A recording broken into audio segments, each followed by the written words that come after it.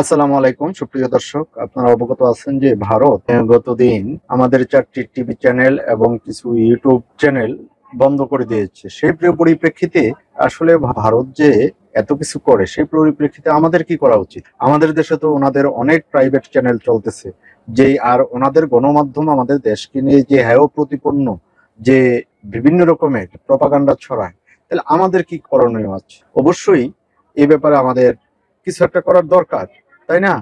ওনারা বন্ধ করে দিবে চ্যানেল, এই 71, তারপরে এই সহ আরো বাংলা ভীষণ আরো 4টা টিভি চ্যানেল এবং ইয়াগুলি বন্ধ করে দিয়েছে। সেই পরিপ্রেক্ষিতেই বিএনপির এক নেতা মরহুম সাদেক হোসেনের ছেলে ইশরাক হোসেন একটি দাবি বিবৃতিতে বলেছেন, ভারতের সব বেসরকারি চ্যানেল বন্ধের দাবি ইশরাক হোসেন। ইউটিউব এবং কেবল নেটওয়ার্ক থেকে ভারতের সরকারি সম্প্রচার মাধ্যমে দূরদর্শন ব্যতী রেখে সমস্ত ভারতীয় প্রাইভেট টেলিভিশন চ্যানেল বন্ধের দাবি করেছেন বিএনপি চেয়ারপারসনের পররাষ্ট্র বিষয়ক উপদেষ্টা কমিটির বিশেষ সহকারী ইশরাক হোসেন। শনিবার 10 মে তিনি এক ফেসবুক পোস্টে তিনি লেখেন, ইউটিউব এবং কেবল নেটওয়ার্ক থেকে ভারতের সরকারি সম্প্রচার মাধ্যমে দূরদর্শন ব্যতিরেকে সমস্ত ভারতীয় প্রাইভেট টেলিভিশন চ্যানেল বন্ধ করতে হবে। এটি শুধু সম্প্রতি বাংলাদেশি ইউটিউব চ্যানেলে ভারতে বন্ধ করে দেওয়ার বিরুদ্ধে নয়, বরঞ্চ বাংলাদেশের মিডিয়া ও কালচারাল সেক্টরকে বাঁচিয়ে এর বিকাশ ঘটনার জন্যই করতে হবে।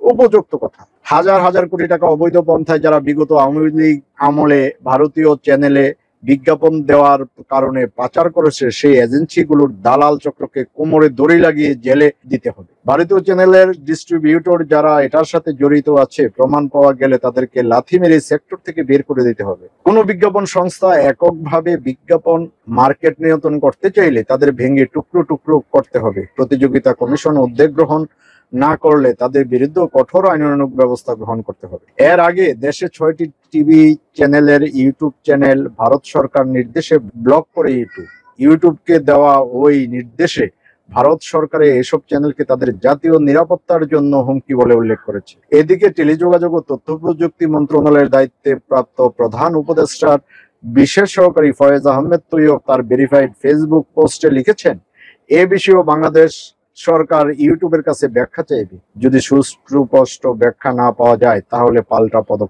পদক্ষেপ নেওয়া উচিত। ওনারা আমাদের জাতীয় হুমকির জন্য বন্ধ হবে।